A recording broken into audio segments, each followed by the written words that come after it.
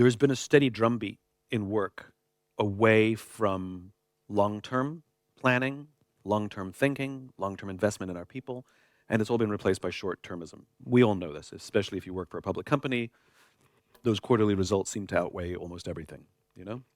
And as a result of that sort of more finite mindset, it has ripples in the way we make decisions and the way we develop strategy. So for example, the concept of mass layoffs, mass redundancies on an annualized basis to balance the numbers did not exist prior to the 1980s. It just wasn't a thing. And now it's culturally acceptable. So much so that if a company announces mass layoffs, their stock price goes up. And if they announce a significant investment in R&D, their stock price goes down. And if your executives are incentivized based on the price of the equity, well, guess what happens? And so you have to understand that 24-year-old has grown up in a time where that became so normalized that 100% of them either have a parent or the parent of a friend who was laid off through no fault of their own. It's not a meritocracy. It doesn't matter how hard you worked, how well you worked, or how long you've worked there. You know, if the company missed its arbitrary projections, you get to lose your job.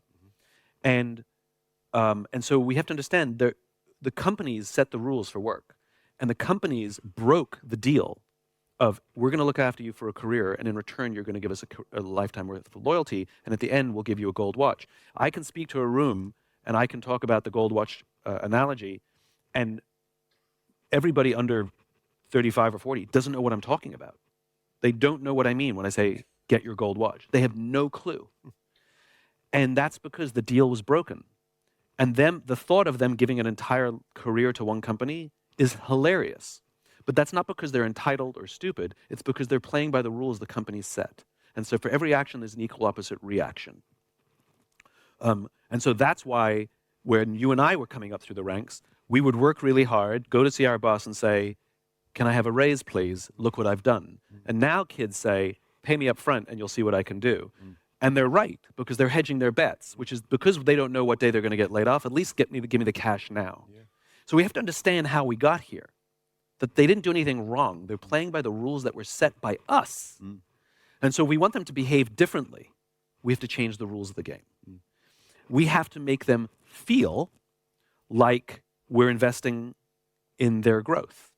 We have to make them feel that when we ask them to do things, that they've built trust for us, that even if it's uncomfortable, they don't understand, there's a history of, you're not going to screw me, and this actually is in my best interest, even though I may not realize it now. I'll take the risk for you because you're giving so much to me. We have a moral and business responsibility to help our people not only build their business skills, but to build their human skills. That is our responsibility. And so some companies will have less of an issue when that is the general dynamic of the culture. Now, some young people are struggling with anxiety and depression and all these things, and they think it's from being with people. They don't realize that it's still, we haven't dealt with all the side effects of lockdown. And we're still dealing with those ripples. And they're at home where they feel anxious, but at least they're at home, which is safe. And as soon as they come to work, they freak out, and they think it's work that caused the freak out. I think it's very important for us to talk about these things out loud and let people come along at their own pace. Some will come quicker and some will come slower. Where we have to create a culture in which people feel safe to ask for help and say, I'm struggling and I don't know what to do. The way we do that is by us setting the example. Just like children follow their parents, you know, there are these videos that are going around online, which are really horrible, but, you know, it's the internet, where a parent will take their infant kid, hold them, walk up to a wall, smack the wall with their hand, you hear the thump, and say to the kid, "Oh, are you okay?" And the kid starts crying. They didn't hit their head. The kid will follow the parent's response. And so we can't simply tell our people, I have an open door, any problems you have, I'm here for you. It doesn't work that way. Yeah. What we have to do is say, hey, folks, just so you know, I've been having a bad week, struggling a little bit. Please be patient with me. My work product's I'm going to be a little slow to respond. I just need your help while I'm just dealing with stuff at home. And if we have the courage to do that, they will follow.